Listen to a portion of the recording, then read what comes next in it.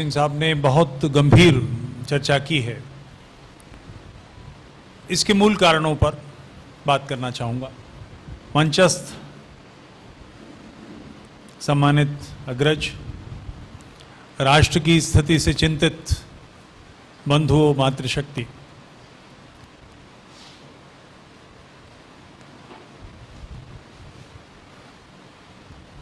RSN Singh साहब ने जो बातचीत की वो बड़ी गंभीर और बड़े विस्तार से, उसके मूल पर थोड़ी सी मैं बात करना चाहूँगा। कुछ उदाहरणों से बात करता हूँ। अभी हाल में उदयपुर में कन्हैयालाल जी की हत्या हुई। उनका दोष कुछ लोगों की दृष्टि में यह था कि उन्होंने अपने फेसबुक पर मित्र ये सब कृपया डिस्टर्ब मत कीजिए। मैं इस मामले में बहुत पहले भी आपसे विनती कर चुका हूं कि कृपया ये सब मत कीजिए। स्टेटस लगाया, उनके लिए ये गड़बड़झाले का मामला था। रियाज ने, अख्तर ने उनकी हत्या की और उसके बाद 2 प्री रिकॉर्डेड वीडियोस रिलीज किए। उस वीडियो में एक जगह वो सेक्टर 11 का जिक्र कर रहे हैं। वो सेक्टर 11 मैं हूं, जिसका नंबर लेना है उन्हें। वो कह रहे हैं कि हमने शुरू कर दिया, ढेर लगा दो। 2-3 वर्ष पुरानी घटना श्रीलंका की। ईस्टर के मौके पे 2 सगे भाइयों ने अपने बदन पर बम बांध के 5 स्टार होटलों में धमाके किए, सैकड़ों लोग मार दिए। तकरीबन 10,000 करोड़ का व्यापार था इन दोनों भाइयों का। इनके पिता को प्रधानमंत्री कार्यालय में जाने के लिए केवल फोन करने की जरूरत थी। यानी आर्थिक रूप से कोई समस्या नहीं है, धन संपन्न सब प्रकार से। पुलिस ने छापा मारा इनके घर पर। उनकी पत्नी, एक विवाहित था, उसकी पत्नी गर्भवती थी। उसने वहां अपने अजन्मे शिशु के साथ अपने आप को विस्फोट से उड़ा लिया। 5-7-10 लोग उसमें मारे गए। नाइजीरिया में बोको हराम, बोको मतलब पाश्चात्य सभ्यता, हराम एक संगठन है, उसने क्रिश्चियन मिशन के हॉस्टल पर हमला किया। 5वीं से 12वीं कक्षा तक के विद्यार्थी उसमें रहते थे। उसमें आग लगा दी। जो लोग कूद कूद के भागे उन्हें कुल्हाड़ों से और छुरों से काट डाला। बाकी लोग जलकर मर गए। 9/11 एक और घटना, चर्चित घटना। केवल 22 लोग और $1 लाख, बस। मानसिकता इसको समझें। वो कुछ लोग फ्रांस आए, कुछ लोग जर्मनी आए, कुछ लोग ब्रिटेन आए। ये 22 लोग वहां उन्होंने बोइंग उड़ाना को बैलगाड़ी चलाना या साइकिल चलाना नहीं है, उसकी ट्रेनिंग ली। उसके बाद फाइनल ट्रेनिंग के लिए वो अमेरिका आए, कुछ महीने वहां रहे, ट्रेन किया अपने आप को। और एक वन फाइन मॉर्निंग उन्होंने 4 प्लेन हाईजैक किए। अमेरिका में कोई बड़े पैमाने पर विस्फोटक लाना संभव नहीं, तो इसके लिए योजना बनाई। प्लेन के दोनों पंखों में पेट्रोल रहता है, उससे ट्विन टावर टकरा दिए, उस पर ट्विन टावरों पर दे मारा। बहुत हाई हीट जनरेट हुई। नतीजे में जो गर्डर्स थे, जो सरिया लगा था, वो पिघल गया। कंक्रीट अपने वजन से गिरा। 4000 के आसपास लोग मारे गए। ये लोग जिन्होंने ये काम किया, महीनों के हिसाब से अमेरिका में रहे, दोस्त भी बनाए होंगे, रेस्टोरेंट्स भी गए होंगे, वॉक के लिए भी निकले होंगे, मगर एक दिमाग बिल्कुल स्पष्ट था कि लक्ष्य ये है। जीवन का लक्ष्य उन्होंने तय किया। टेम्स पर यह घटना हुई लंदन में। 3 लोगों ने एक गाड़ी किराए पर ली और लोगों के ऊपर चढ़ा दी, मारा। फिर आगे जाकर वो गाड़ी टकरा के गिर गई, तो छुरे निकालकर झपटे और 10 लोगों के कत्ल किए। लोग अरबी नहीं समझेंगे, अल्लाह अकबर नहीं समझेंगे, तो साथ में इन द नेम ऑफ अल्लाह कह के कि उन्होंने लोगों को मारा। वहां की पुलिस ने तीनों को चटका दिया। एक सभ्य समाज की एक व्यवस्था है। सभ्य समाज में अपने प्राण बचाने के अलावा जान लेने का अधिकार किसी को नहीं होता। इसके लिए तटस्थ न्याय व्यवस्था है, न्यायपालिका इसका निर्णय करती है। अगर कोई व्यक्ति इतना हिंसक है, इतना दुष्ट है कि उसके कारण समाज को हानि होती है, तो उस पर पुलिस मुकदमा चलाएगी, सेशन से उसको फांसी की सजा होगी। उसके बाद हाई कोर्ट में केस जाएगा, वो नहीं ले जाना चाहेगा तब भी जाएगा, उसको सरकारी वकील मिलेगा, सरकार वकील देगी, मुकदमा लड़ा जाएगा। फिर उसके बाद उसका केस हाई कोर्ट जाएगा, वहां से भी उसको मृत्युदंड मिलेगा, तो उसके बाद उसका केस राष्ट्रपति के पास क्षमादान के लिए जाएगा।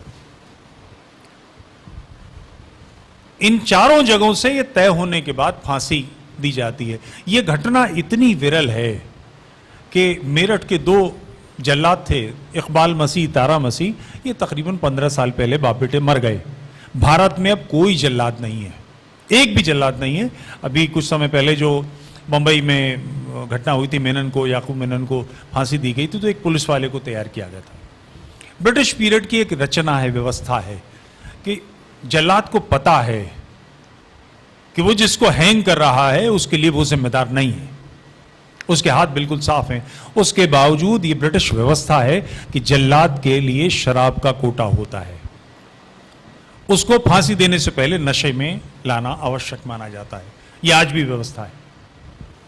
आप कल्पना करें उस मानस की कि जिसको कभी देखा नहीं, जिससे कोई मतलब नहीं, जिसका चेहरा नहीं पहचानते, जिससे कोई शत्रुता नहीं, उन लोगों को मारने के लिए ये लोग उतारू हैं। ये बहुत गंभीर बात है। इसकी मानसिकता को नहीं समझेंगे तो इससे निपटा नहीं जा सकता। और ये कोई नई बात नहीं है, 1500 वर्षों से यह हो रहा है। काब बिन अशरफ, मोहम्मद के साथ के लोगों, उसको मारा गया। अस्मा बिनते मर्दमान, उसने मोहम्मद की शायरी पर की, ये क्या कुरान एंडी बैडी बातें करता है, उसका कत्ल किया गया। उसके पैरों में रस्सी बांध के उसको चीर दिया गया। ऐसी दसों घटनाएं हैं। मंदा बैरागी, गुरु गोविंद सिंह के 6 और 9 साल के बच्चे जिंदा दीवार में चुन रहे हैं, उनसे कहा जा रहा है कि मुसलमान बन जाओ। धन्य है ये लोग। छोटा बच्चा पूछता है कि मुसलमान बन जाएंगे तो क्या मरेंगे? नहीं, जिंदा दीवार में चुन दिया गया।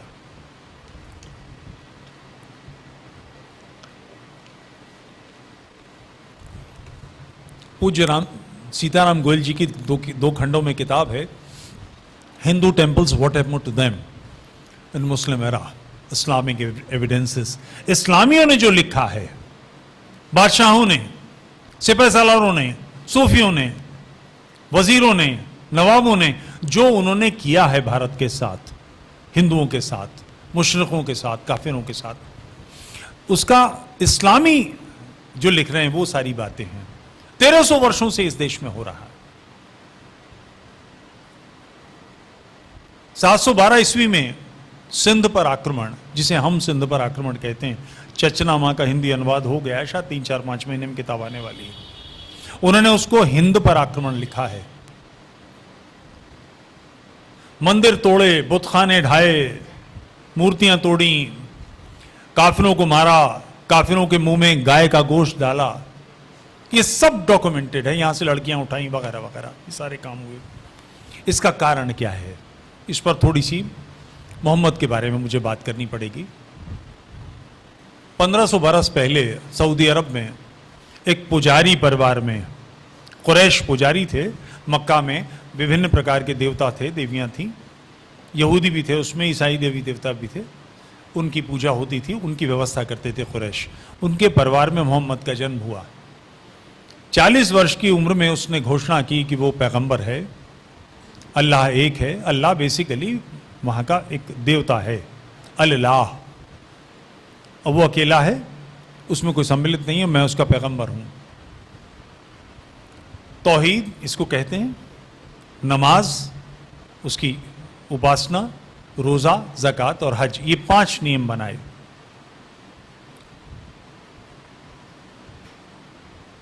अब इसकी सत्यता कैसे तय हो?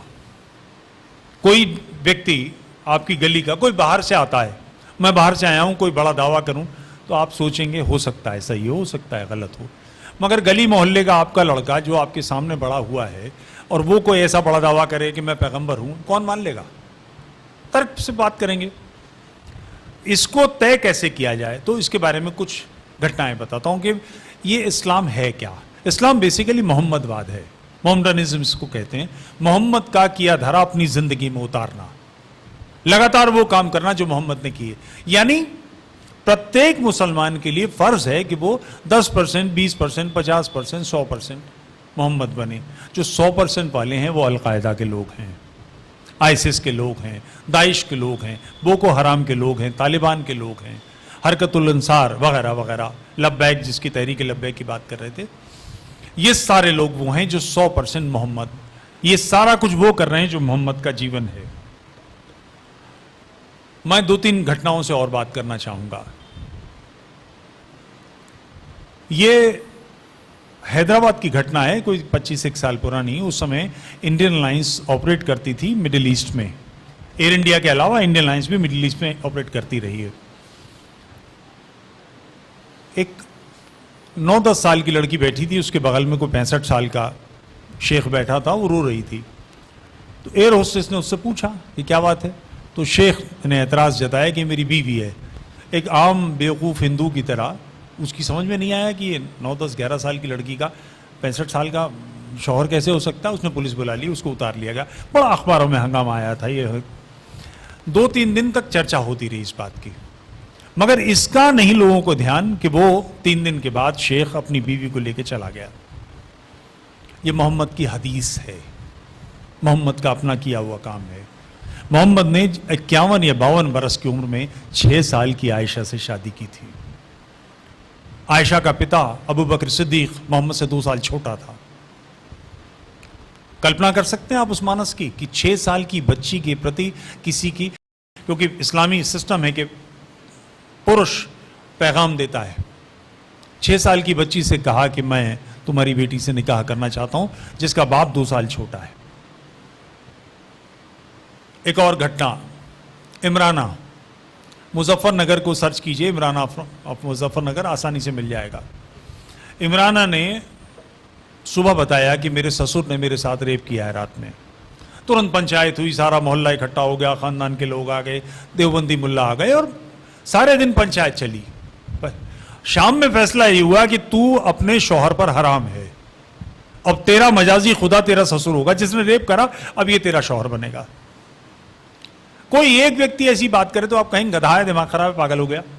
पूरी पंचायत मुल्ला पार्टी, क्यों? ये मोहम्मद की सुन्नत है। मोहम्मद ने खुद अपने गोद लिए हुए बेटे जैद की बीवी को के साथ निकाह किया था। जैद ने निकाह, उसने तलाक दे दिया, और ये सामान्य तलाक नहीं है। ज़ैनब कल तक उसकी पत्नी थी, उसके साथ उसके यौन व्यवहार थे, उसके साथ लड़ना झगड़ना, प्यार मनोहार सारे संबंध थे। आज एकदम से वो तलाक हो गया और उसकी मां बन गई। जिसके साथ ये सारा व्यवहार है, इसके साथ अब मां का व्यवहार चलना है। वो छोड़कर जैद नहीं गया, ये मोहम्मद की सुन्नत है। ऐसी घटनाएं लोगों को समझना चाहिए। हमको पाकिस्तान पर जब भारत बटा था 1947 में, झूठे आंकड़े हैं, चूंकि जो स्टेट्स हैं उनके आंकड़े नहीं हैं। बहावलपुर का कोई आंकड़ा नहीं है जनसंख्या का, या जो वहाँ और इस्लामी रियासतें थी उनका आंकड़ा नहीं। बल्कि यहाँ तक हुआ है कि सोढ़ा हिंदू राजपूत सिंध में चले गए और अपनी मर्जी से गए। कोई इस्लामी दबाव नहीं था, हिंदू रियासतें गई हैं, क्या हाल होगा? तो उनके आंकड़े नहीं हैं। फिर भी अनुमान है कि 13 से 20% हिंदू थे। आज पाकिस्तान में 1% हिंदू बचा है। बांग्लादेश 47 में 30% से अधिक हिंदू थे, आज 7% हिंदू हैं। इसका मतलब 4 करोड़ हिंदू मार डाले गए।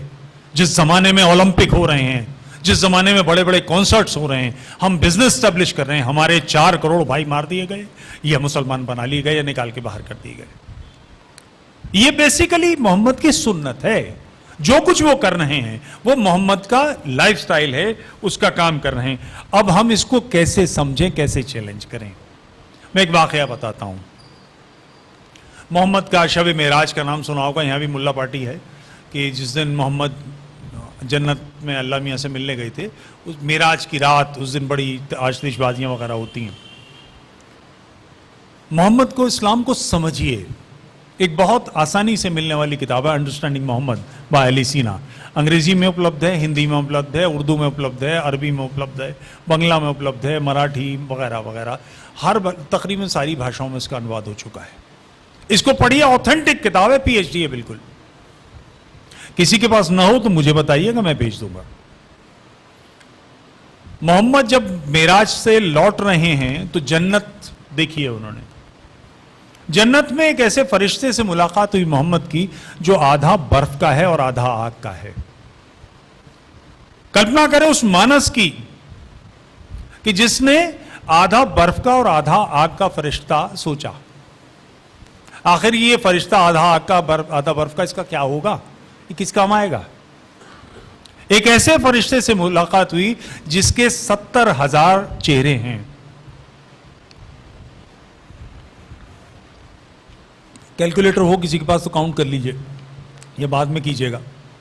70,000 चेहरे हैं, हर चेहरे पर फरिश्ते के 70,000 मुंह हैं, हर मुंह के अंदर 70,000 जबान हैं, और हर जबान से 70,000 डिफरेंट लैंग्वेजेस में वो अल्लाह की प्रशंसा कर रहा है। 70,000 इंटू 70,000 इंटू 70,000 इंटू 70,000, ये काउंट कैसे हुआ होगा? वो कैलकुलेटर तो नहीं कर सकता, उसके बस का नहीं। ऐसी विक्षिप्तता की जिसकी मानसिकता हो, वो सारी दुनिया के जीवने मरने को तय कर रहे हैं। 1500 वर्ष से तय कर रहे हैं। पिछले 10 साल में दुनिया में 20,000 से ज्यादा आतंकी हमले हुए हैं। एक आध जगह नहीं है। मनुष्य स्वभाव से, जो मानव का स्वभाव है, वो उद्दंड है। आप सब घर में बच्चों को पालते होंगे, बड़े करते होंगे। जो ताकतवर बच्चा है वो छोटे वाले के पैन छुपोएगा, बाल खींचेगा, घूंसा मारेगा। कुत्ता बैठा होगा तो उसकी पूंछ खींचेगा, लात मारेगा। यह सामान्य मनुष्य का स्वभाव है। शिक्षक, माता पिता उसको रास्ते पर लाते हैं। उद्दंडता को यदि मजहब का आधार मिल जाए तो ये लीथल हो जाएगा, और 1500 वर्ष से ये लीथल है।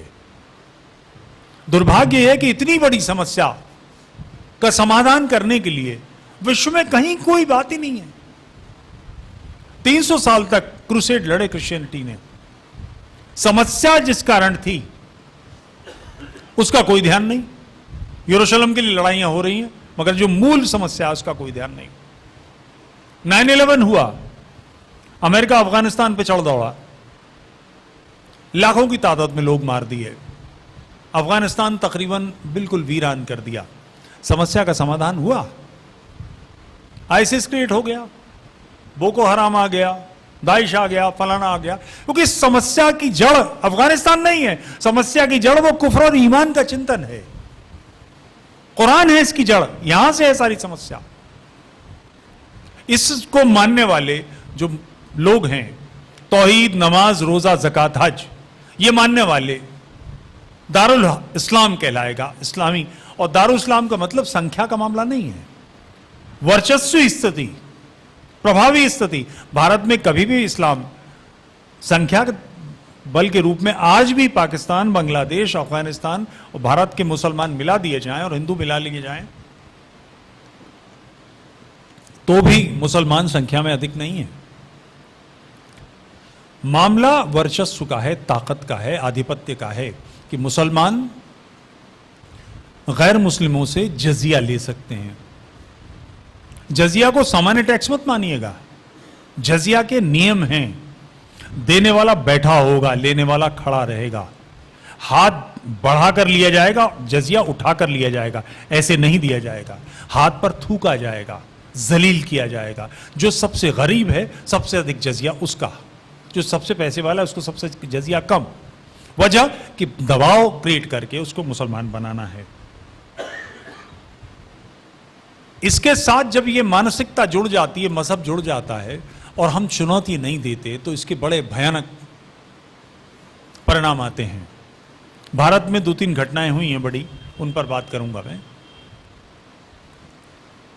ब्रिटिश पीरियड था, मालवा से, महाराष्ट्र से जो लोग मथुरा, वृंदावन, काशी, हरिद्वार आ रहे थे, हजारों की तादाद में गायब होने लगे। स्थिति इतनी बिगड़ गई कि लोग घर से निकलते थे तो अपने सारे संबंधियों से मिलकर आते थे कि पता नहीं जीवित लौटें कि नहीं लौटें। कर्नल स्लीमैन जबलपुर का कलेक्टर था, उसको यह काम सौंपा गया। उसने मुखबिरों का जाल फैलाया। फिरंगिया नाम का एक ठगों का सरदार उसने तोड़ लिया और उसने सारी जानकारियां दी। ध्यान रहे, ठग सारे मुसलमान थे। भारत में तो नैरेटिव ऐसे सेट किए जाते हैं जैसे पिंडारियों पर फिल्म बनी थी, वो क्या नाम उसका, मिठुन चक्रवर्ती और कौन सी, जो भी उसका नाम हो, पिंडारी सारे अफगानिस्तान के मुसलमान पठान थे, उनमें एक भी हिंदू नहीं था। पिक्चर ऐसी बनाई गई कि सारा का सारा नैरेटिव बदल दिया गया। ठग मुसलमान थे। ठगों ने जब मुकदमा चला उन पर तो उन्होंने ये कहा कि हम मारते नहीं, हम काली जी के उपासक हैं, हम बलि देते हैं। मुसलमानों ने हम काली जी की बलि देते हैं। अंग्रेजों ने छोड़ा नहीं, सबके सरदार हैंग किए गए, सैकड़ों लोगों को फांसी हुई, ठगों का उन्मूलन हुआ। आप उस मानसिकता को कैसे छोड़ सकते हैं जो पूरे संसार से युद्ध मानती है कि इसको मानने वाले, तौहीद, नमाज, रोजा, ज़कात को मानने वाले लोग, हज को मानने वाले लोग दारुल इस्लाम हैं, और दारुल इस्लाम के अलावा जो हिस्सा है, दुनिया में 700 करोड़ लोग हैं, 150-160 करोड़ ही तो मुसलमान हैं, बाकी सारी संख्या तो गैर मुस्लिमों की है। ये दारुल हरब है। दारुल हरब का मतलब युद्ध क्षेत्र, मानसिक रूप से कि उस क्षेत्र के लोगों को खींच के, फाड़ के, तोड़ के, लड़की दे के, पैसा दे के, जैसे भी हो इस्लाम के क्षेत्र में लाना है, उसको युद्ध क्षेत्र मानती है। ऐसी मानसिकता से निपटना है तो सबसे पहले तो जो जरूरी चीज है कि आप इसको समझें। इस्लाम के बारे में लोगों को कहां जानकारी है?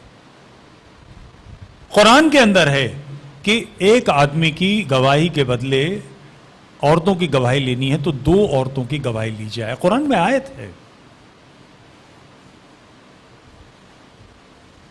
ये बड़ी सामान्य चीज लगे, अच्छा ठीक है क्या? नहीं, ऐसा नहीं है, ये गंभीर विषय है। 2 औरतों की गवाही 1 मर्द के बराबर। खलीफा हारून अल रशीद जब खलीफा बना तो उसका मन अपने महल की एक बांदी पे आया।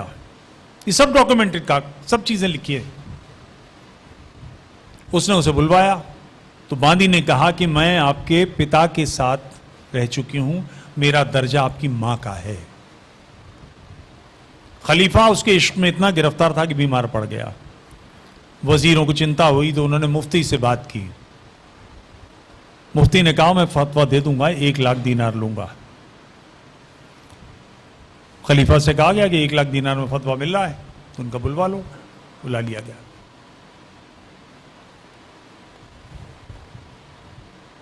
मुफ्ती ने उस बांदी को बुलाया, उससे पूछा कि जब तुम इनके वालिद के साथ, इनके पिता के साथ थी, उस वक्त का कोई गवाह है? तो खलीफा किसी लेडी के साथ अपने बेडरूम में होगा तो किसी की मौत आई जो वहां पहुंचेगा? कोई गवाह नहीं था। इस आयत से रास्ता खुला अपनी मां के दर्जे के साथ के औरत के साथ खलीफा के यौन संबंध बनने का। एक और घटना तालिबान का पिछला काल, एक महिला ने पुलिस में रिपोर्ट, थाने में रिपोर्ट की कि मेरे साथ इन 4 लोगों ने रेप किया है। मेडिकल हुआ, रेप पुष्ट हुआ। अब सवाल आया गवाह का। इस्लामी कानून है कि ऐसे केस में 4 गवाह चाहिए। तो 4 रेप करने वाले, 1 रेप होने वाली और 4 गवाह, यानी 9 लोग हों। पूरा पंचायत किसी चौराहे पे इसका काम हो तब ये मुमकिन है, वैसे हो नहीं सकता। कोई गवाह नहीं मिला। उन चारों लोगों को बरी कर दिया गया और वो औरत बदचलन बनाकर संसार की गई, पत्थर मार मार के उसको मार दिया गया। कुरान की इस आयत का ये नतीजा निकलता है। मगर सभ्य समाज इस बात को जानता है क्या? किसी मुसलमान से मिलिए, वो हमेशा तुरंत शुरू कर देगा, अल्लाह ने यूं किया और मोहम्मद ने यूं किया और औरतों के हुकूक बहाल किए, फलाना ढमाका, फौरन फारसी बोलने लगते हैं। उनको चुनौती देने की स्थिति हमारी, क्योंकि इस मानसिकता को बदलना ही तो हल है। अल अज़हर यूनिवर्सिटी सबसे बड़ी यूनिवर्सिटी है मिस्र की, उसके फतवे हैं। मैं आपसे निवेदन करूंगा, वर्ड ऑफ फतवाज, अरुण शौरी साहब की एक किताब है, बड़ी मशहूर किताब है, हिंदी में भी उपलब्ध है, फतवे मुल्ला और उसकी दुनिया या ऐसा कुछ, इस्लामी लीडरशिप और उसकी दुनिया नाम है। इस किताब को पढ़िए, आपको पता लगना चाहिए कि सच क्या है। समुद्र में एक लड़की, पाकिस्तान की फैमिली नहा रही थी, लड़की डूबने लगी। कोस्ट गार्ड वहां मौजूद थे, वो भागे उसको बचाने के लिए, तो उसके पिता ने हाथ पकड़ लिया कि नहीं, तुम नामहरम हो, तुम मेरी बेटी को नहीं बचा सकते। वो लड़की डूब के मर गई।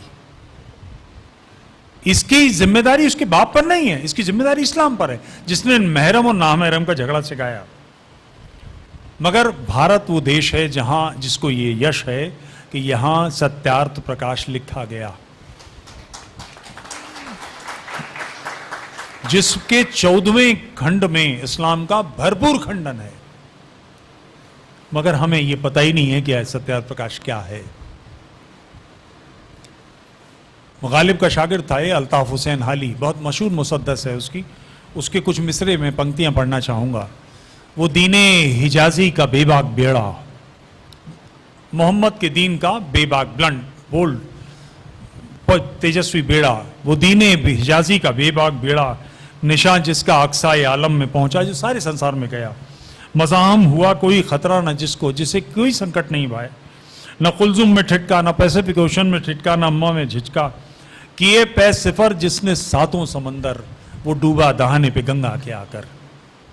कारण कि भारत के इस्लाम की शक्ल अरबी इस्लाम से बहुत भिन्न है, मगर वो अरबी इस्लाम बनने की दिशा में अग्रसर है। इसकी जिम्मेदारी हम पर है। आप कल्पना करें उस मानसिकता की। इस्लामी ये मानते हैं, इस्लाम की धारणा है, एक शब्द इस्तेमाल करते हैं वो, फिसाद फिल अर्ज, अर्ज मतलब धरती, फिसाद धरती पर फसाद। हम जिस गैलेक्सी में हैं इसमें 200 ट्रिलियन तारे हैं, कोई गणना कर ही नहीं सकता, मिलियन बिलियन ट्रिलियन, और असंख्य ट्रिलियन गैलेक्सीज हैं। कि कितनी है इसकी कोई गणना संभव नहीं है। इस्लाम कल्पना करता है कि इतनी बड़ी धरती, विश्व ब्रह्मांड इतना असीम जिसका विस्तार है, उसके रचयिता ने एक टुइयां सी, इतनी टुइयां सी धरती बनाई जिस पर मोहम्मद को पैदा करना था। सृष्टि का उद्देश्य मोहम्मद को पैदा करना है। जिसने इतना विस्तार किया, उसकी इस बौड़ मानसिकता की सीमा कि वो ये मानते हैं कि इतनी छोटी सी धरती बनाई गई मोहम्मद, और ये धरती स्तब्ध है, फ्लैट है और रुकी हुई है। इस पर 3 खंडों में किताब लिखी है बरेलवी ने, जो अली रजा है, इसने 3 खंडों में किताब लिखी है, सैकड़ों तर्क दिए हैं। और सबसे बड़ा तर्क ये है, चूंकि मुस्तफा इस पर सोए हैं इसलिए इसके अदब में सांस रोके हाथ बांधे खड़ी है। आप जो इस्लामी आपको तबलीग करते हैं, मैं बॉम्बे में था तो एक साहब ने मुझे नाश्ते पर बुलाया, ताज के बिल्कुल बगल में ठहरा हुआ था, वहाँ एक जिम खाना है वहाँ, तो हम बैठे हुए थे, तो एक साहब आए टेनिस खेल के तौलिया रगड़ते हुए कमर पे अपनी, तो उन्होंने बताया तुफैल चतुर्वेदी साहब हैं, शायर हैं। अरे साहब सलाम, और ये वो लिपट गए मेरे और बोले साहब आपसे मुलाकात करके बड़ा जी खुश हुआ, आप उर्दू के आदमी हैं और सल्लल्लाहु अलैहि वसल्लम ने इस्लाम के लिए यूँ किया और यूँ किया और औरतों के हुकूक वगैरह। मैंने पकड़ के बैठा लिया, तशरीफ़ रखें। बोले फरमाएं। मैंने कहा मोहम्मद साहब की जो चहीती बीवी थी उनकी उम्र क्या थी? वो समझ गया कि अब एक गच्चे में आ गया, बोला मैं चलता हूँ। नहीं, आप तबलीग फरमाएं, मुझे समझाएं कि मोहम्मद की जो चहीती बीवी है, और इसकी बड़ी डिफरेंट जानकारियां हैं। बुखारी में 13 बीवियों का जिक्र मिलता है और कई किताबों में 60 बीवियों का जिक्र है, 70 बीवियों का जिक्र है। जो सबसे लाडली बीवी हैं वो आयशा हैं, जब 6 बरस की उम्र में शादी हुई थी, और 3 बरस बाद जब वो 9 साल की हुई और आप 54 या 55 के हुए, तो आपने हम बिस्तरी फरमाई, उनके साथ रिलेशन, मैरिज कंज्यूमेट हुई। आप कल्पना कर सकते हैं 54-55 वर्ष के अपने में से किसी, या इस्लामी जो मोहम्मद का के सुन्नत को मानना फर्ज है, उसके बारे में उसकी 6 साल की बेटी को कोई 55-54 वर्ष का या 51 वर्ष का आदमी अप्रोच करेगा और ये कहेगा मैं इससे निकाह करना चाहता हूँ, क्या गुजरेगी उस पर? चप्पल निकाल के भुस नहीं भर देगा उसका। यही वो पेच है जिससे इस्लामी चिंतित हैं कि भारत का इस्लाम अभी अरबी इस्लाम नहीं बना है।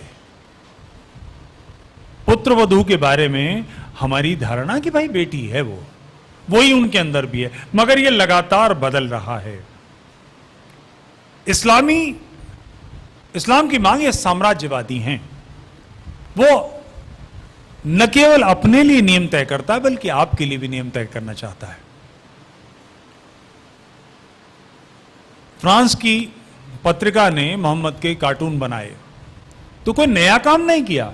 वहां पोप के, किंग के, प्राइम मिनिस्टर के, इसके उसके कार्टून बनाने की सदियों की परंपरा है, वो रेगुलर वे है। आपको ये पसंद नहीं है, आप फ्रांस में क्या कर रहे हैं, क्यों है? उनका एक लाइफस्टाइल है, आप उस लाइफस्टाइल में दाखिल हुए हैं। आप दिन में 5 बार कहेंगे नहीं है अल्लाह के सिवा कोई पूज्य, यानी सारे झूठे ईश्वर हैं, सारे झूठे खुदा हैं। आप 5 बार लोगों को कोसेंगे, यह आपका हक है। आप सबकी आलोचना करेंगे, मगर आप आलोचना से परे 2 में से एक बात हो जाए, या तो कोई किसी की आलोचना ना करे, ना आप कहिए ना हम करें। अगर ऐसा नहीं है तो स्वतंत्रता होनी चाहिए, मगर उनके गले काट दिए। कोई साहब आप कोशिश कीजिएगा, बाद में बैठ के इंटरनेट पर डालिएगा पेंटिंग्स ऑफ मोहम्मद, सैकड़ों पेंटिंग्स निकल के आएंगी जो इस्लामी काल में बनी है। ईरान में मोहम्मद की, अली की, हसन की, हुसैन की पेंटिंग, फोटो ऐसे ही है जैसे भारत में त्रयी होती है कि हम ब्रह्मा विष्णु महेश की। सामान्य है, मेरे पास है, मैंने मंगाई ईरान से। मगर वो चाहते हैं कि आप भी उनके ढंग से सोचें। आप अपने लिए आप जो नियम है वो तो है ही, मगर दूसरे के नियम भी तय करेंगे। आप हलाल गोश्त नहीं खाएंगे, झटका आपको नहीं पसंद, क्यों?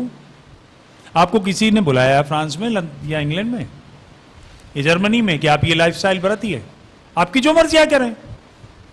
आप अपने देश में जहां पर शरिया है वहां रहें, जहां बुर्का है वहां रहें, मगर आप दूसरे क्षेत्रों पर, इराक से लोग उजड़े, यमन से लोग उजड़े, सीरिया से लोग उजड़े, सबसे आसान काम था, बगल में ईरान था, वहां चले जाते। सऊदी अरब में हर समय 6 लाख एयर कंडीशन टेंट, जिस टेंट में 6 लोग आ सकते हैं, यानी 36 लाख लोगों को तो तुरंत व्यवस्था मिल सकती है। ये स्थायी हैं, एक भी नहीं गया, न किसी ने बुलाया। कारण कि मुसलमान उठ कर जाएगा तो वो लैंड जिहाद करेगा, यूरोप जाएगा, अपनी संख्या बनाएगा, अपनी संख्या बढ़ाएगा। मैं आज यहाँ संगठन के लोग हैं मेरे साथ के, मैं थोड़ी सी संगठन पर भी बात करना चाहूँगा। ये बड़ी सामान्य बात है, लोग कहते हैं हिंदुओं की समस्या संगठन न होना है, भारत की समस्या संगठन न होना है। ये बात सिरे से गलत है। भारत की समस्या हिंदू संगठन न होना या होना नहीं है। जितने माने में हम संगठित हैं, इस्लामी इससे अधिक संगठित नहीं है, ईसाई इससे अधिक संगठित नहीं है। बेसिकली इस बात का मतलब क्या है कि संगठन चाहिए कि आप उनके भाषण सुनिए, उनके कार्यक्रम में आइए, उनको चंदा दीजिए, उनके मेंबर बन जाइए। यह इस्लाम की समस्या नहीं है। पंजाब का आखिरी सबसे बड़ा तेजस्वी राजा रणजीत सिंह, जिसका पाकिस्तान वाले पंजाब अफगानिस्तान का अच्छा खासा नीचे का पूरा हिस्सा, हिमाचल के इलाके, हरियाणा पूरा का पूरा, राजस्थान का कुछ हिस्सा, ये सारा क्षेत्र उसका पंजाब था। वो एक सुबह घोषणा कर दे कि अगले 1 महीने के अंदर मेरे राज्य का प्रत्येक मुसलमान या तो हिंदू बन जाए या राज्य छोड़ दे, अन्यथा दंडित करूंगा। ऐसा होता तो क्या 14 अगस्त 1947 को पाकिस्तान बनता? समस्या संख्या है। हमारी प्रजा, हमारा समाज धर्मांतरित हो गया।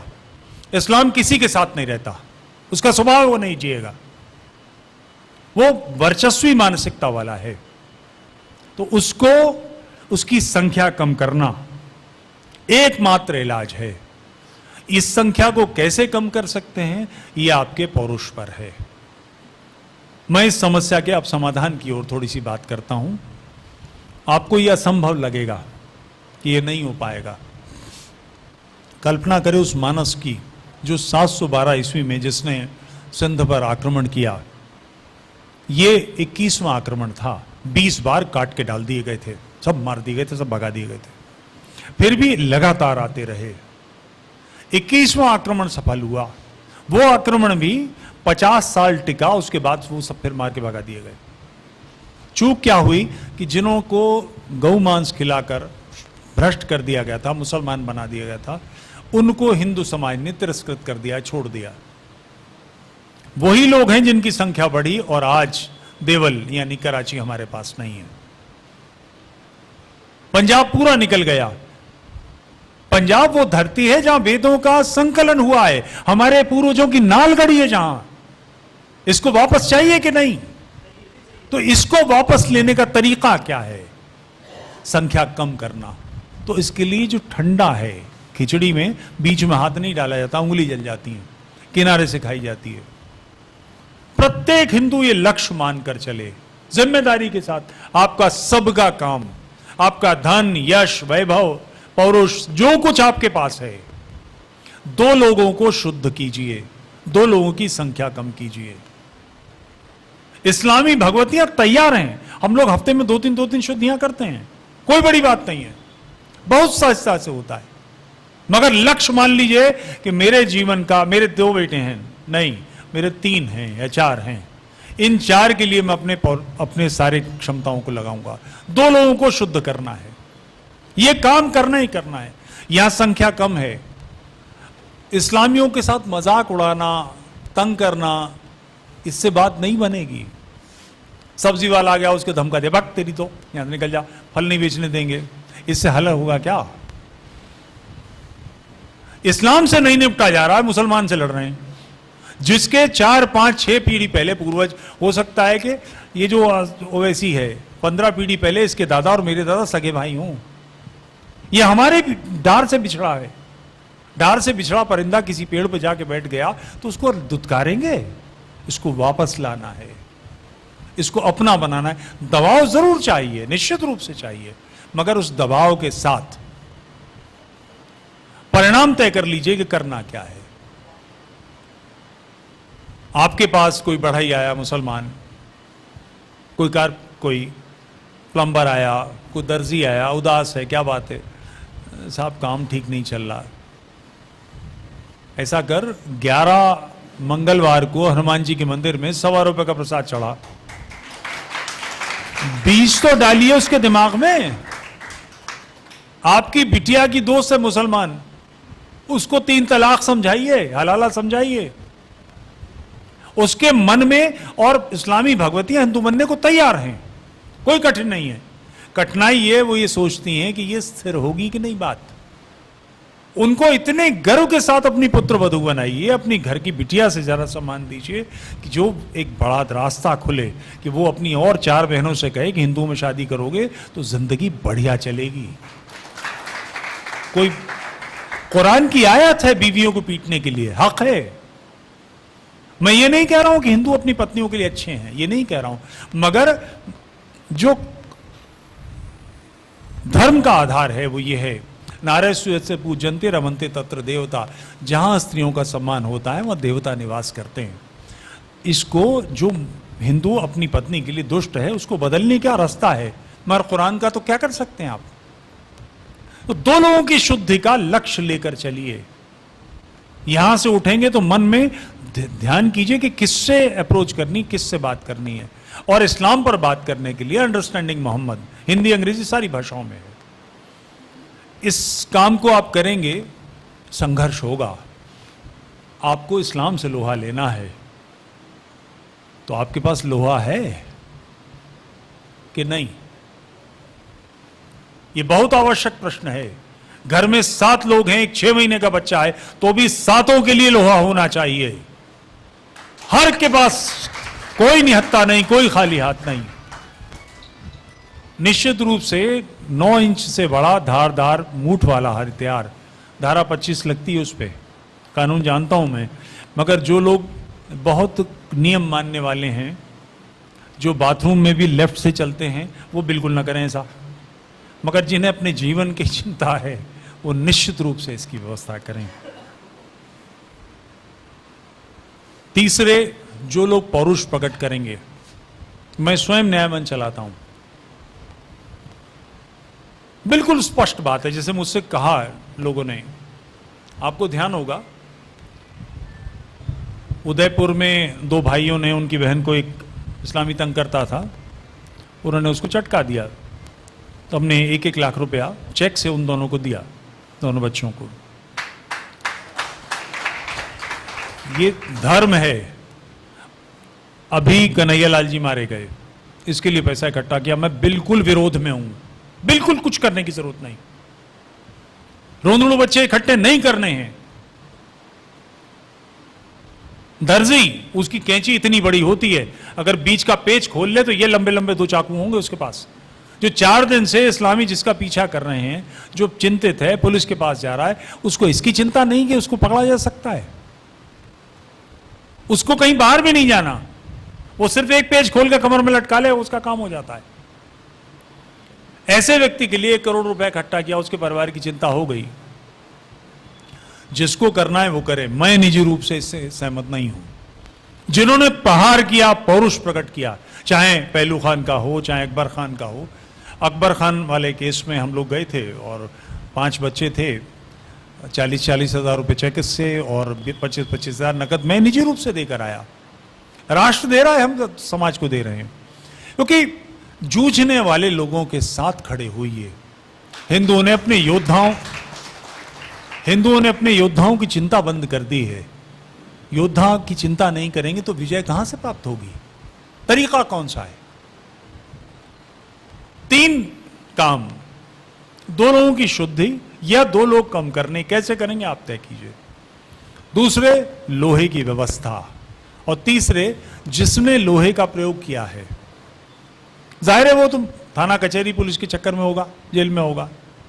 उसकी बच्चों की फीस गई कि नहीं, उसकी बीवी तो मारी मारी फिर रही होगी, जमानत हो जाए, उसको बिल्कुल स्पष्ट समझाइए कि भगवती 302 का केस है, 1.5 साल लगेगा मुकदमा, ये हाई कोर्ट से नीचे जमानत नहीं होने वाली। इसके लिए पागल मत हो, वकील तो तुमसे कह देंगे, तुमसे पैसा ले लेंगे, नहीं होने वाला है, आराम से बैठे रहो, सेशन से तुम्हारी जमानत खारिज होगी, इसके बाद हाई कोर्ट में जाएगी, तब देखेंगे। मगर उसके बच्चे भूखे तो नहीं है, उसके घर का किराया गया कि नहीं, उसके घर की बिजली का बिल गया कि नहीं। ऐसे प्रत्येक व्यक्ति का तिलक कीजिए। हम लोग न्याय मंच के लोग जाते हैं तो उसका नियम है, बहुत छोटी राशि है, लाख रुपया, मगर समाज के 10 संभ्रांत लोग जाएंगे, उसके पिता या उसकी पत्नी को सेवा देंगे तो उनके पैर छुएंगे हम। वो बताएगी जाकर कि आज ऐसे ऐसे लोग आए थे, समाज के प्रतिष्ठित लोग, 10 लोगों ने मेरे पैर छुए हैं। उसके मन में अभी तक तो ये था कि मैंने क्या कर दिया, घर वालों के लिए समस्या खड़ी कर दी। एक उजाला आएगा, एक प्रकाश आएगा कि नहीं, राष्ट्र चिंता करता है अपने योद्धाओं की, और ये बनते जाएंगे तो विजय होगी। जिसको ये लगता हो ये कठिन बात है, 712 ईस्वी में जो लोग आए थे, 21वां हमला सफल हुआ, उनके भारत में एक भी सहयोगी नहीं था, फिर भी लक्ष्य था कुफ्र को मिटाना है, शिर्क को खत्म करना है, दीन का गलबा करना है, इस्लाम को फैलाना है। एक बहुत मशहूर किताब है, 2 बड़े प्रतिष्ठित लेखक हैं, डोमिनिक लेपियर और लैरी कोलिंस,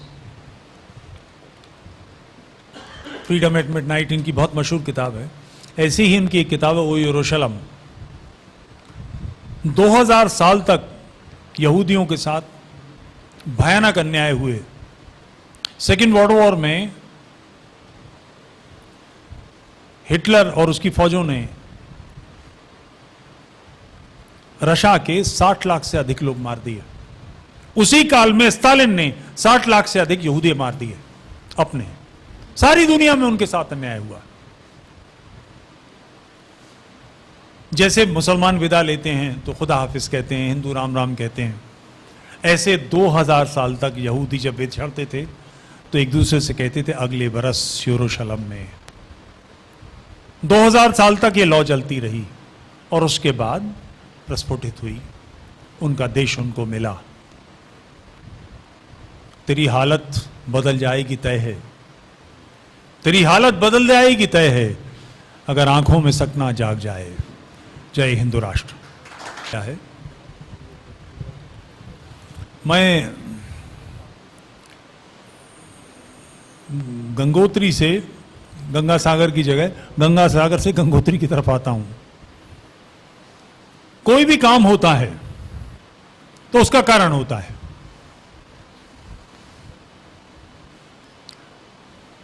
गांधी का वध नाथूराम जी ने किया, क्यों? पागल थे, विक्षिप्त थे, अपने एक शहर के नहीं, पुणे के रहने वाले। गांधी ने को उनकी बहन, बेटी, बहू, परिवार की किसी महिला के साथ ब्रह्मचर्य के प्रयोग किए थे। लोगों को पता नहीं, मालूम है कि नहीं, गांधी ने ये 37 लड़कियां हैं, एक दो नहीं हैं जिनके साथ गांधी नंगा सोया है, और ये सब गांधी के अपने वांग्मय में है। मैं उसके जो बॉयफ्रेंड था, गे था, वो उसकी बात नहीं कर रहा हूँ, बाद वाली की बात कर रहा हूँ। ये सब रिकॉर्ड में है, ऐसा कुछ नहीं किया। गांधी ने कोई संपत्ति हड़पी, जमीन मार ली, कुछ ऐसा नहीं। तो इतना बड़ा काम किसी के प्राण देने के लिए, और सामान्य व्यक्ति नहीं है, छोटा सा सही मगर एक अखबार निकालता है, उसका संपादक है, और उसने तय किया कि इसको, जो आपने कहा इसे प्रश्न की शक्ल में, मैं बड़ा सौभाग्यशाली हूं।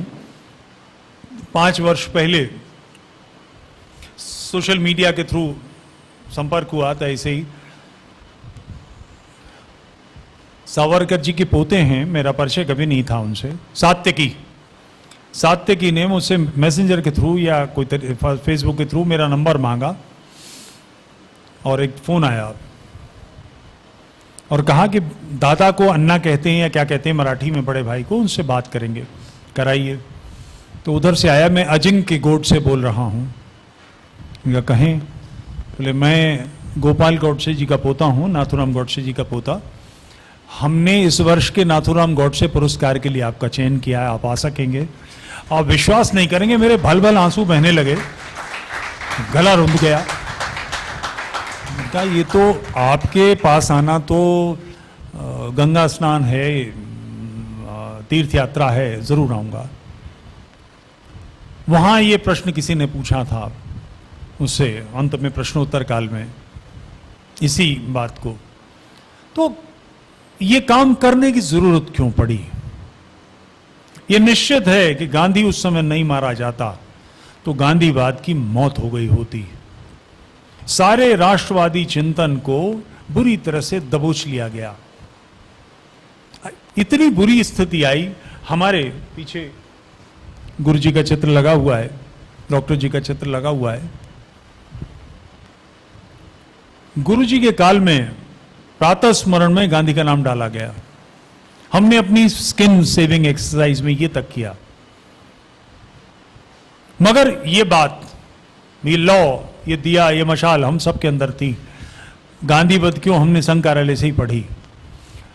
एक बहुत मशहूर किताब है, आरएसएस के जो सरकार्यवाह थे एचवी शेषाद्री, उनकी और देश बट गया, ट्रेजिक स्टोरी ऑफ पार्टीशन। पूरा विस्तार है कि कैसे कैसे हिंदू पौरुष नष्ट किया गया। कल्पना करें, आज बंगालियों के लिए एक मुहावरे बनाए जाते हैं कि बंगाली गड़ा गुम्मा उखाड़ता है, यानी किसी को मारना हो तो कहे, दीवार में लगे हुए ईंटों को निकालने के लिए कहेगा इसे मैं निकाल के मारूंगा, यानी उसको कायर समझाया जाता है।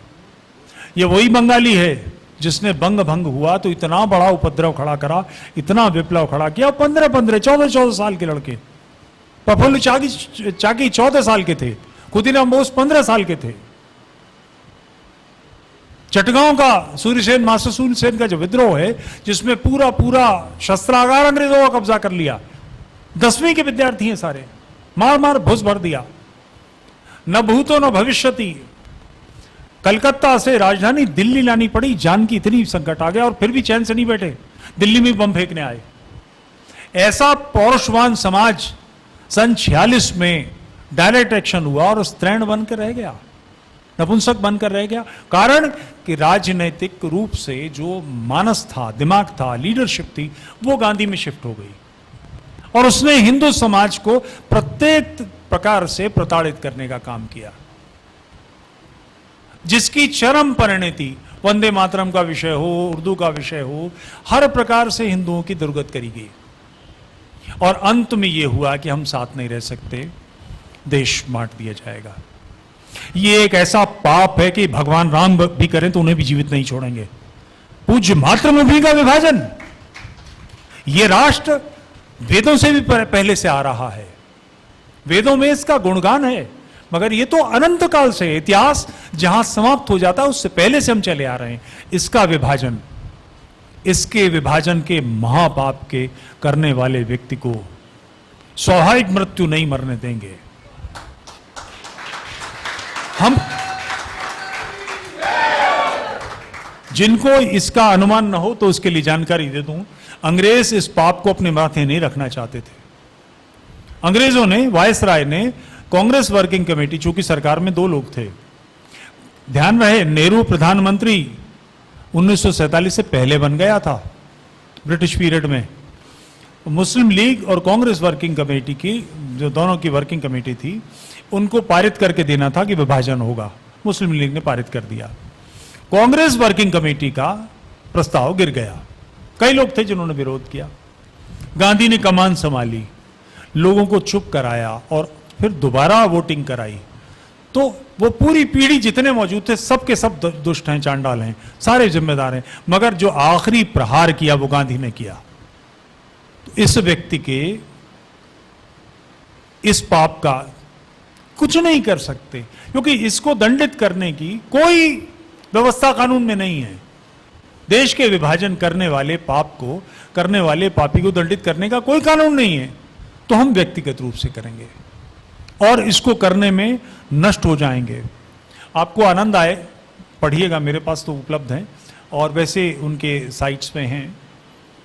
नाथूराम जी ने जो पत्र लिखा है जेल से अपने पिता को, वो पढ़ने वाला पत्र है, अद्भुत पत्र है। वो कहते हैं अपने, क्योंकि ये कानूनी मामला है, जिसको सरकार हैंग करती है, फांसी देती है, उसके शरीर पर सरकार का अधिकार तो होता, परिवार का अधिकार नहीं होता। सरकार जैसे चाहे उसको विस्तार। तो उन्होंने कहा यदि तुम्हें अपने भाई को, गोपाल गौडसे को, कि मेरे मरण के बाद मेरा अंतिम संस्कार करने का अधिकार हो, तो मेरे एशेस को, अस्थियों को या उसके कुछ भाग को तब तक सुरक्षित रखना जब तक सिंधु नदी परम पवित्र भगवत ध्वज के तले वापस अखंड भारत में न बहने लगे। ये आज का काल नहीं है, 40 का दशक है। चितपावन ब्राह्मण, छुआछूत मानने वाले लोग, सोपाकी लोग अपना खाना खुद बनाएंगे।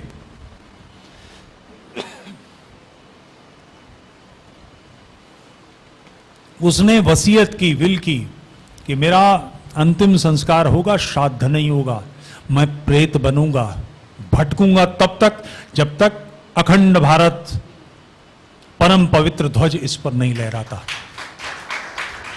उसकी जिजीविषा, उसकी तेजस्विता, उसकी राष्ट्र के प्रति ललक, जो मानसिकता है, वो अतुलनीय है। छत्रपति शिवाजी, राणा प्रताप वगैरह वगैरह बहुत सारे लोग हैं। ये राजस्थान में खड़े होकर बोलना मार खाने का काम है, मगर सच तो बोलूंगा, इसी के लिए मैं बदनाम हूं। छत्रपति सत्ता है, पूर्वजों की रियासत है, राणा जी की पूर्वजों की रियासत है, इसको क्या मिलना है बलिदान होके?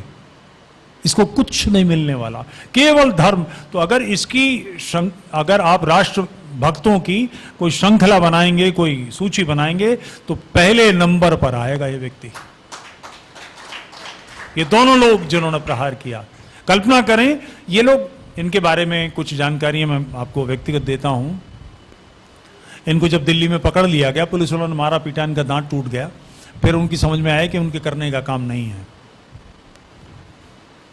पंडित रामेश्वर दयाल मेरे पिता के नाना थे, उस समय डिप्टी कमिश्नर वहाँ की दिल्ली के, इसलिए मुझे इनसाइड स्टोरी मालूम है कि वहाँ क्या क्या हुआ था।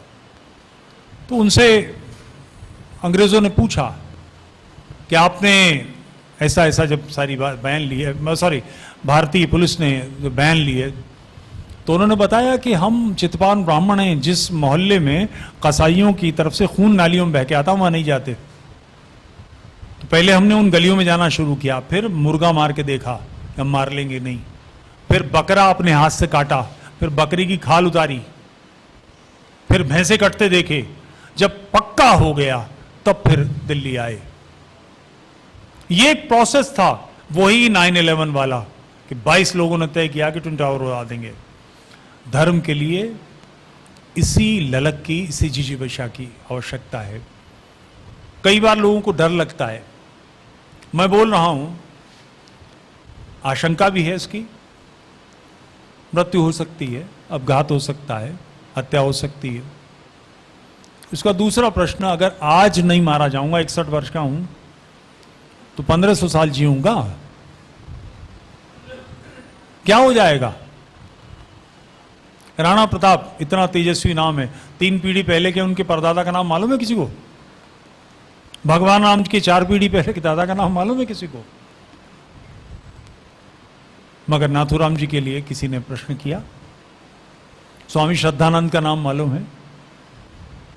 बल्कि बहुत सामान्य व्यक्ति इसी कारण से उठ के, कमलेश तिवारी स्वामी श्रद्धानंद के बगल में जाके खड़ा हो गया। पौरुष का कोई विकल्प नहीं है, यही सत्य है। जय हिंद राष्ट्र। क्या प्रश्नोत्तर लेने हैं?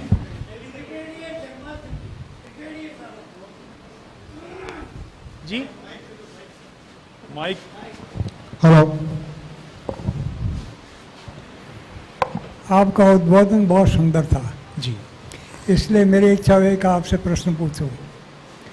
हर एक धर्म का उद्देश्य होता है समाज का कल्याण। मेरे ख्याल में इसमें किसी कोई विरोध नहीं है। नहीं, 100% बात गलत है, आपकी बात ही गलत है, बात ही गलत है, सिरे से गलत बात है। तो हर एक धर्म से अभिप्राय आपका इस्लाम, ईसाईयत वगैरह है, वो बिल्कुल सिरे से गलत बात है। आप इस्लाम को समझे बगैर, ईसाई को समझे बगैर बोल रहे हैं। मैं इस्लाम को नहीं, मैं सारे धर्मों की बोल रहा हूँ। गलत बात है, सिरे से गलत बात है। तो आप इसको शुद्ध कर देना। बैठे विराजे, मैं बात। नहीं, उसके अतिरिक्त और प्रश्न है। दूसरा प्रश्न ये है कि इस्लाम के अंदर सबसे बड़ा धर्म तो नहीं कहूँगा, क्रिश्चियनिटी के बाद में इस्लाम आता है। क्या इसमें एक भी आदमी ऐसा नहीं था जो सही सोच सके और इस्लाम के विरोध में बोल सके? एक प्रश्न तो ये था। दूसरा मेरा प्रश्न ये था, ये टॉल ऑर्डर हो गया, 2 बातें हो गई, आप विराजे, इनका उत्तर देने दें। ये एक सामान्य राजनीतिक मामला है। ईश्वर अल्लाह तेरो नाम, सबको सन्मति दे भगवान।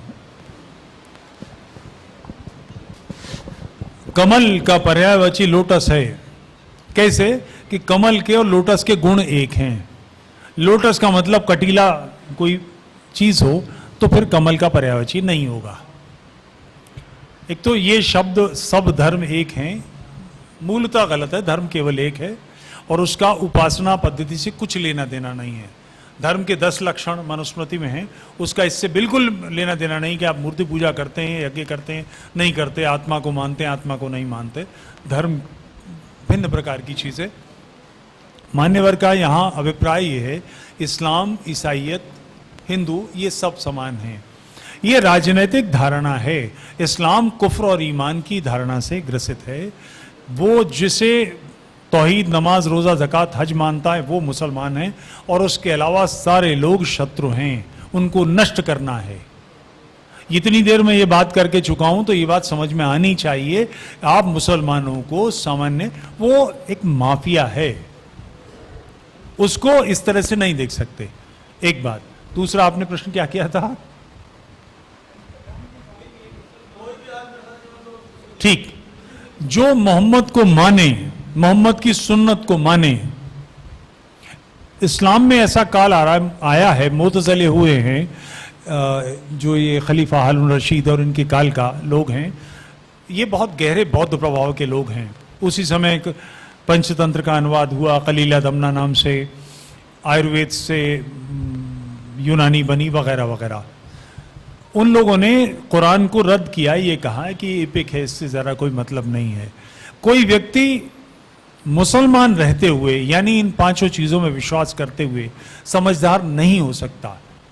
ये होना या न होना है, आप इससे इनकार कर सकते हैं। सचवाला हैं, सचवाला का चैनल देखिए, मजा आएगा आपको। साहिल है, समीर हैं, ये एक्स मुस्लिम्स हैं जिन्होंने दीन को छोड़ दिया है। आप दीन में रह के भले नहीं रह सकते।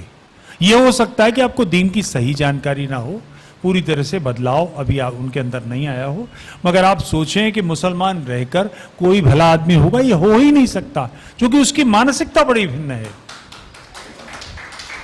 और कोई प्रश्न किसी का है या फिर ओके? जी कहिए। जी जी, मुझे ध्यान है।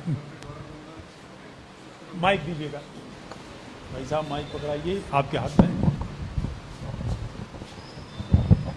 सर, मैं डॉक्टर गौरव गोंबर, शिशु रोग विशेषज्ञ हूँ बीकानेर में।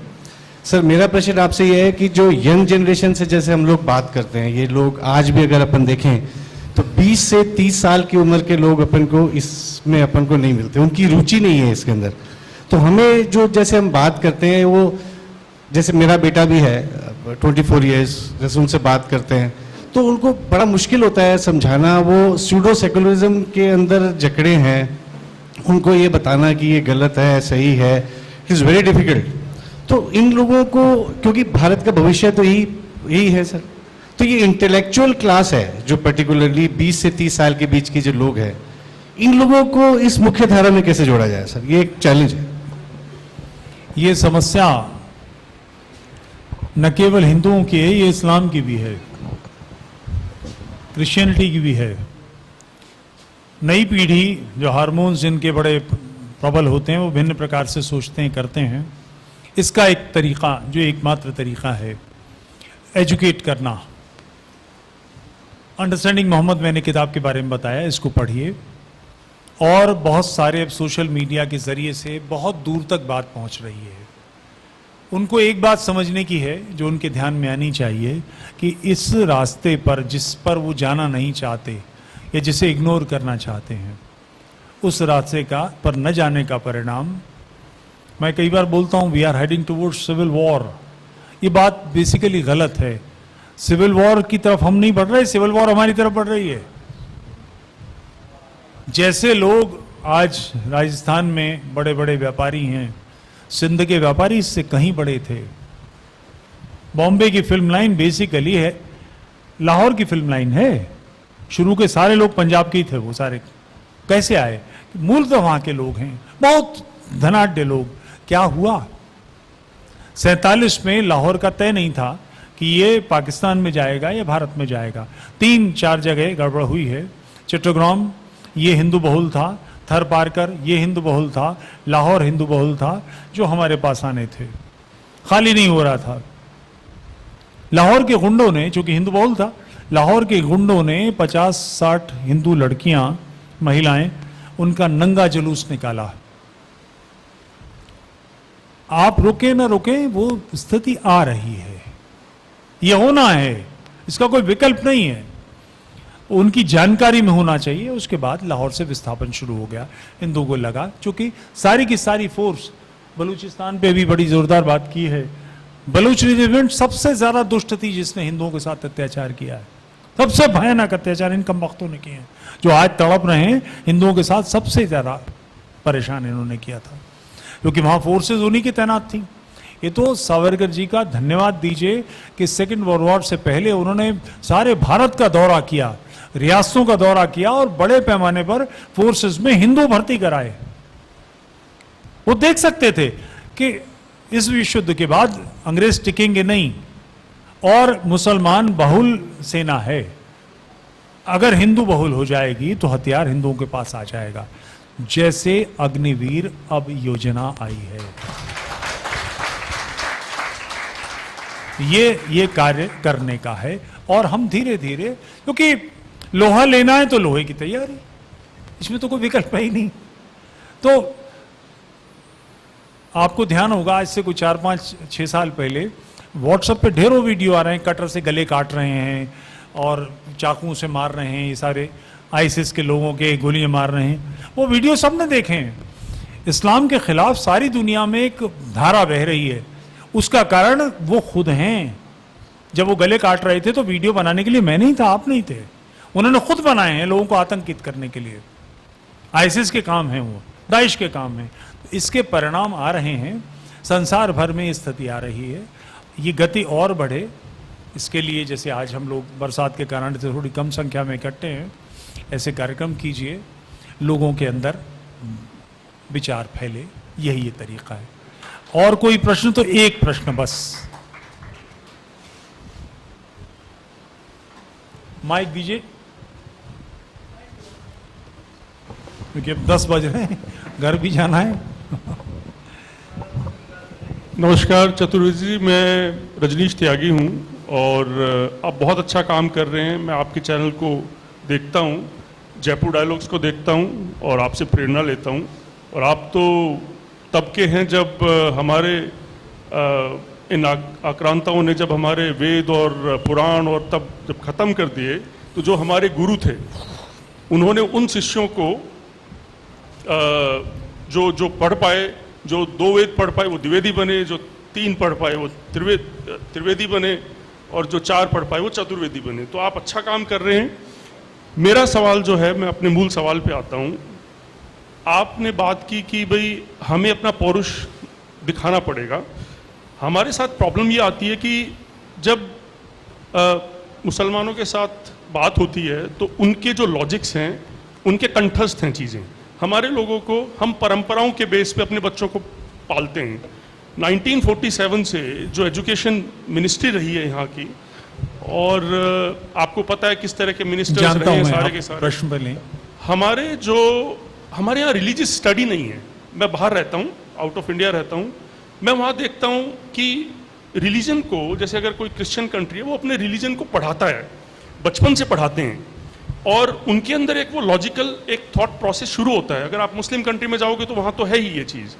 हमारे यहाँ पे 1947 से सो कॉल्ड एक सेकुलरिज्म के नाम पे जब बच्चों को आप अपने धर्म के बारे में नहीं पढ़ाओगे, अब आदर्श विद्या मंदिर है पर लिमिटेड है, जब एक वास्ट मेजोरिटी ऑफ बच्चे, नई जो जनरेशन है, अपने धर्म के बारे में नहीं पता होएगा। हमें बस ये पता होता है कि दिवाली पे पूजा करते हैं, लक्ष्मी जी की पूजा करते हैं, होली पे रंग चलाते हैं, रक्षाबंधन का ये त्योहार है।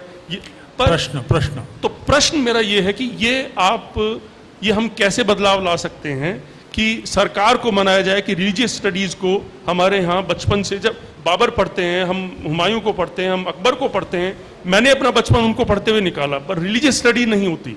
तो उसके लिए क्या आरएसएस कर रहा है और क्या संगठन कर रहे हैं?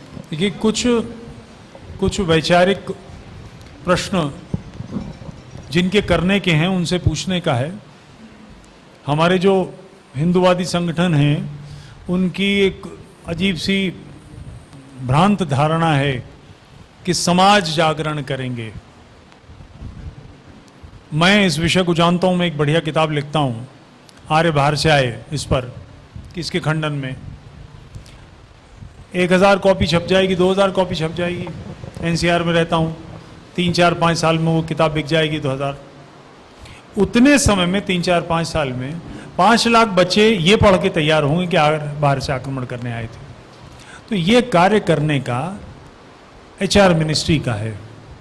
दुर्भाग्य है कि एचआर मिनिस्ट्री के, अब पिछला जो हमारा मिनिस्टर था उस कमबख्त ने ये कहा कि एक कॉमा तक नहीं बदला गया है। अगर कॉमा नहीं बदला है तो तुम्हें किसके लिए लाया था? घूस खाने के लिए, मास्टरों की ट्रांसफर पोस्टिंग पैसे बनाने के लिए? तो ये काम मूलतः राजनीतिक दल का है भाजपा का है, उनके लोगों पर दबाव डालिए, हमारी जिम्मेदारी भी है। ये प्रश्न आपने मुझसे पूछा, मगर मैं आश्वस्त हूं कि आप में से किसी के ध्यान में ये नहीं आया होगा कि 10 लोग इकट्ठे होकर अपने स्थानीय एमएलए के पास जाएं और उससे कहें कि ये बदलाव कराओ, एमपी के पास जाएं, उससे कहें कि इसके लिए महाज एक आंदोलन छेड़ो। हम समस्या देखते हैं और उस समस्या के समाधान के लिए दबाव क्रिएट नहीं करते। एमएलए को इसकी चिंता नहीं है कि अगले चुनाव में ये जो 10 लोग मेरे पास बात करने आए थे, ये 100 हो गए मेरे खिलाफ आंधी क्रिएट कर देंगे। एमपी को उसका डर नहीं है। भाजपा के ऊपर ये है कि अगर हिंदू हमें वोट नहीं देंगे तो जाएंगे कहां, ये सिरे से। और मैं सामान्य व्यक्ति की बात नहीं कर रहा हूं। आडवाणी जी के बड़े निकटस्थ व्यक्ति थे दीनानाथ मिश्रा, जो सांसद थे, उनके दाएं हाथ थे। मैं दीनानाथ जी मिश्रा का दाएं हाथ क्या, मैं दाएं टांग भी था, उनका बड़ा निकट में थे, हम लोग रोज देखते थे तमाशे उनके। तो उन्होंने मुझसे कहा कि हिंदू हमें वोट नहीं देंगे तो जाएंगे कहाँ। ये भय होना चाहिए। हम वोट आप ही को देंगे मगर कपड़े भी आप ही के फाड़ेंगे। हमारे मोहल्ले में वोट मांगने आए तो तय समझो कि कूड़ा डालेंगे, पानी फेंकेंगे, कुछ ना कुछ करेंगे। दबाव क्रिएट कीजिए, राजनीतिक बदलाव आए। राजनीति एक माध्यम है, टूल है बदलाव लाने का। ये मानसिकता होगी तो बदलाव आएगा। होना ये राजनीतिक सत्ता से है। अनुमति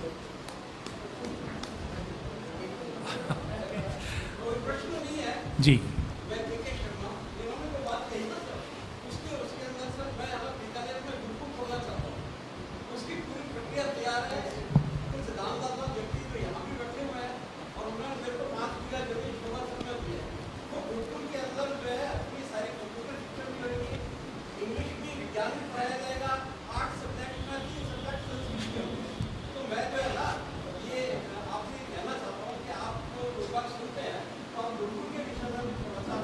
ठीक है, जय हिंदू राष्ट्र, जय हिंदू राष्ट्र।